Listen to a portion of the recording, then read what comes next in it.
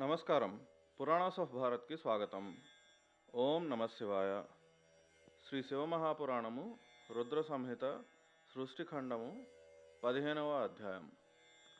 సృష్టి వర్ణన. నారదుడు అడుగగా బ్రహ్మ పలికెను, మునీంద్ర, మాకు పైన చెప్పిన ఆదేశము నొసగి మహాదేవుడు అంతర్ధానమయ్యను. అప్పుడు నేను వారసగిన ఆదేశమును పాలించుటకు ధ్యానమగ్నుడనై కర్తవ్యమును ఆలోచింపసాగితిని. భగవంతుడగు శంకరునకు నమస్కారము చేసి శ్రీహరి చేత జ్ఞానమును పొంది పరమానంద భరితుడనై సృష్టిని చేయుటకు నిశ్చయించి తిని. నాయన, భగవంతుడగు విష్ణువు శంకరునకు నమస్కరించి నాకు అవసరమగు ఉపదేశమును ప్రసాదించి అంతర్ధానుడయ్యను. ఆయన బ్రహ్మాండము నుండి బయటకు వచ్చి భగవంతుడగు శివుని కృపకు పాత్రుడై వైకుంఠధామమునకు వెళ్ళి అచటనే ఉండసాగాను. నేను సృష్టిని అనురించు కోరికతో శంకర భగవానునికి విష్ణుదేవునికి నమస్కరించి దోసిలి అందలి జలమును పైకి వెదజల్లితిని. దీని నుండి ఒక అండము ప్రకటితమయ్యను.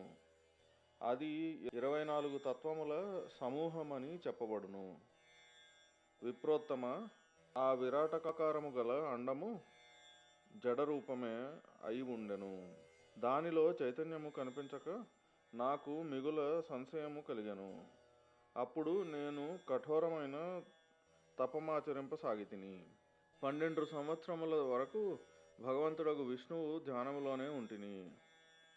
నాయన, ఆ సమయము పూర్తి అగుటతోనే శ్రీహరి భగవానుడు ప్రత్యక్షమయ్యను. ప్రేమతో నా అంగములను స్పృశించి ప్రసన్నుడై ఇట్లు పలికెను. శ్రీ విష్ణువు చెప్పెను, బ్రహ్మదేవ, నీవు వరమును కోరుకొనుము. నీకు ఇవ్వరానిదేదియును లేదు. భగవంతుడగు శివుని కృప వలన నేను నీకు సకలమును ఇచ్చుటకు సమర్థుడను. బ్రహ్మ నుడివెను, మహానుభావ, నా మీద మీరు దయతలిచితిరి. అది ఎంతయును సమంజసము. భగవంతుడగు శంకరుడు నన్ను మీకు అప్పగించెను. విష్ణుదేవ, మీకు నమస్కారము. నేడు నేను మిమ్ములను అడిగిన దానిని ప్రసాదింపుడు.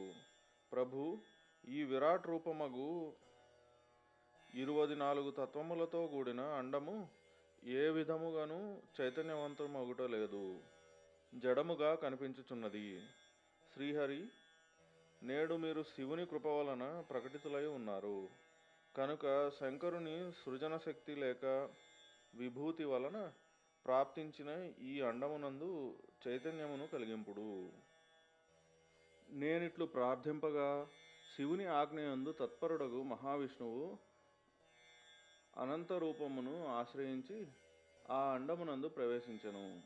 అప్పుడు ఆ పరమపురుషుని మస్తకములు సహస్రములుగా, నేత్రములు, పాదములు వేలకు వేలుగా నయ్యను. ఆయన భూమికి అన్ని వైపులా వ్యాపించి ఆ అండమును వ్యాపింపచేసెను. నా ద్వారా ఆయన చక్కగా స్తుతింపబడి ఆ అండమున ప్రవేశించెను. అప్పుడు 24 తత్వముల వికార రూపమగు ఆ అండము సచేతనమయ్యను. పాతాళము నుండి సత్యలోకము వరకు పరిధి కలిగిన ఆ అండరూపమున అతడ శ్రీహరియే విరాజమానుడు కాజొచ్చను. ఆ విరాట అండమున వ్యాపకుడైన ఆ ప్రభువే వైరాజ పురుషుడయ్యను. పంచముఖ మహాదేవుడు కేవలము తాను నివసించుట కొరకు మిగుల రమ్యమైన కైలాసం నగరమును నిర్మించెను. ఇది అన్ని లోకములకు పైన సుశోభితమై ఉన్నది. దేవర్షి, బ్రహ్మాండమంతయు నశించినను వైకుంఠము, కైలాసము ఈ రెండును ఎప్పుడునూ నశింపవు. మునిశ్రేష్ఠ, నేను సత్యలోకమును ఆశ్రయించి నివసించుచున్నాను. నాయన, మహాదేవుని ఆజ్ఞ చేతనే నాలో సృష్టిని చేయు కోరిక ఉత్పన్నమైనది. కుమార, నేను సృష్టించు కోరికతో చింతన చేయునప్పుడు మొదట నాలో తెలియకుండానే పాపపూర్ణమగు తమోగుణ సృష్టి ప్రాదుర్భవించెను. అది అవిద్య పంచకము లేక పంచపర్వ అవిద్య అని చెప్పబడును. తదనంతరము ప్రసన్న చిత్తుడనై శంభుని ఆజ్ఞతో నేను మరలా అనాసక్త భావముతో సృష్టిని గూర్చి చింతన చేయసాగితిని. ఆ సమయమున నా ద్వారా స్థావర సంజ్ఞకమైన వృక్షాదులు సృష్టింపబడెను. వీటిని ముఖ్య వర్ణము అని చెప్పుదురు. దానిని చూచి అది తనకు పురుషార్థ సాధకము కాదని తెలుసుకొని సృష్టిని ఇచ్చగించు బ్రహ్మనైన నా చేత రెండవ వర్ణము ప్రకటితమయ్యను. అది దుఃఖముతో నిండి ఉండెను. దాని పేరు తిర్యక్ శ్రోత అని చెప్పబడును. ఆ సర్గము కూడా పురుషార్థ సాధకము కాదు. దానిని కూడా పురుషార్థ సాధనాశక్తి రహితమని తెలుసుకొని నేను మరలా సృష్టిని గురించి చింతించుచుండగా నా వలన వెంటనే సాత్విక్ వర్గము ప్రాదుర్భవించెను. దాన్ని ఊర్ధ్వశ్రోత అని చెప్పుదురు. అది దేవసర్గమను పేరుతో ప్రసిద్ధి చెందినది. దేవసర్గము సత్య సంయుతము సుఖదాయకమును అగును. దానిని కూడా పురుషార్థ సాధనాభిరుచి అధికారము లేనిదానిగా ఎరిగి నేను ఇంకొక ఇతర సర్గను గూర్చి నా స్వామియగు పరమేశ్వరుని ధ్యానింపసాగితిని. అప్పుడు భగవంతుడగు శంకరుని ఆజ్ఞచేత రజోగుణ సృష్టి ప్రాదుర్భవించెను. దానిని అర్వాక్ శ్రోత అని పిలిచిరి. ఆ సర్గమునందలి ప్రాణులు మనుష్యులు. పురుషార్థ సాధనకు గొప్ప అధికారమును కలిగి ఉన్నారు. తదనంతరము మహాదేవుని ఆజ్ఞతో భూతాదుల సృష్టి జరిగెను. ఈ విధముగా నేను 5 విధములైన వికారములతో కూడిన సృష్టిని వర్ణించి తిని. ఇవి కాక 3 ప్రాకృత సర్గలు కూడా చెప్పబడినవి. అవి నా బ్రహ్మ సాన్నిధ్యమున ప్రకృతి నుండి ప్రకటితమైనవి. వీటిలో మొదటిది మహత్తత్వ సర్గము, రెండవది సూక్ష్మభూతములు అనగా తన్మాత్రల సర్గము, మూడవది వైకారిక సర్గమని చెప్పబడును. ఈ విధముగా ఈ 3 ప్రాకృత సర్గలు. ప్రాకృత వైకృత 2 విధములైన సర్గలను కలిపినచో 8 సర్గలగును. ఇవి కాక 9వది కౌమార సర్గ. ఇది ప్రాకృతమును వైకృతమును కూడా. ఈ అన్నిటి అవాంతర భేదమును నేను వర్ణించలేను. దీని వలన ఉపయోగము కూడా చాలా తక్కువ. ద్విజాత్మక సర్గను ప్రతిపాదించునప్పుడు దీని రెండవ పేరు కౌమార సర్గ. ఈ సర్గమునందు సనక సనందాది కుమారుల మహత్వపూర్ణమైన సృష్టి జరుగును. సనకాది నా మానసపుత్రులు 4 బ్రహ్మనైన నాతో సమానులు. వారు గొప్ప వైరాగ్య సంపన్నులు, ఉత్తమ వ్రతమును పాలించువారు. వారి మనస్సు నిరంతరము భగవంతుడగు శివుని చింతనయందే లగ్నమై ఉండును. వారు సంసారము నుండి విముఖులు, మహాజ్ఞానులు. నేను ఆదేశించినప్పటికీ కూడా వారు సృష్టి కార్యమునందు మనస్సు లగ్నము చేయలేదు. మునిశ్రేష్ఠ నారద, సనకాది కుమారులు నా ఆజ్ఞను తిరస్కరించగా దానిని విని నేను మిగుల భయంకరమైన క్రోధమును ప్రకటించి తిని. అప్పుడు మోహము నన్ను ఆవరించి ఉండెను. అప్పుడు మనస్సులో నేను విష్ణు భగవానుని స్మరించి తిని.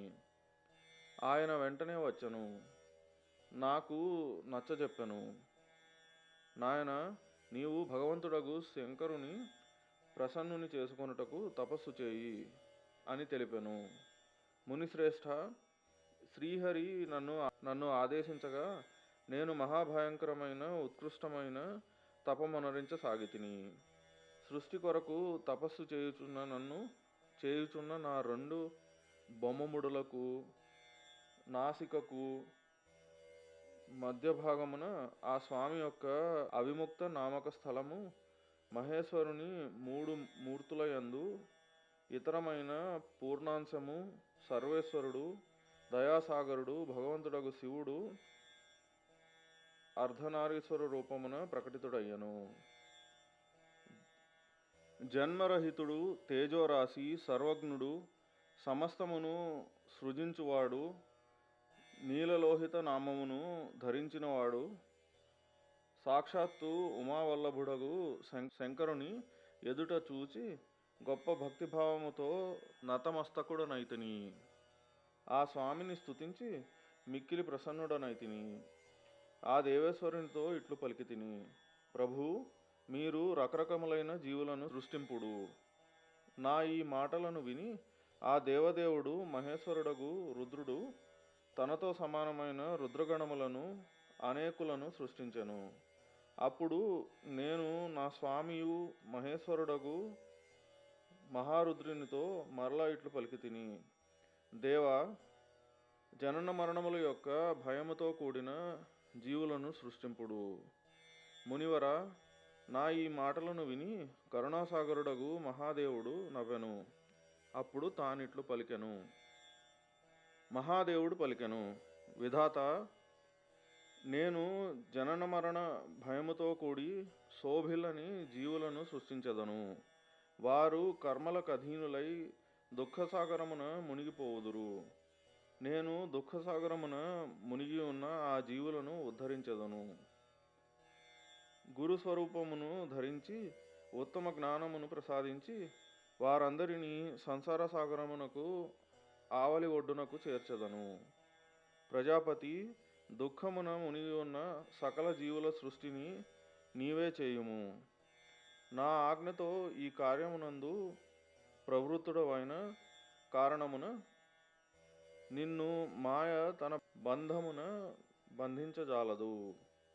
నాతో ఇట్లు చెప్పి భగవంతుడగు నీలలోహితుడు మహాదేవుడు నేను చూచుచుండగానే తన పార్షదులతో కూడి అచట నుండి అంతర్ధానమయ్యను. 15వ అధ్యాయం సమాప్తం.